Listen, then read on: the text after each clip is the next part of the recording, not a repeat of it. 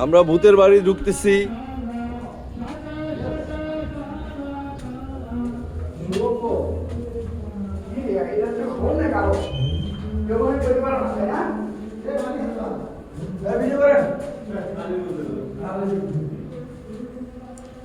মামুন ভাই সামনে, শ্যামল সামনে, আমাদের কবির চাচা আছে, উনিও সামনে, মাসুদ ভাইও আছে। ভূতের বাড়িতে আমরা ঢুকলাম। দেখেন ভূতের বাড়ি। আমাদের কিন্তু আসলে খুবই ভয় লাগতেছে।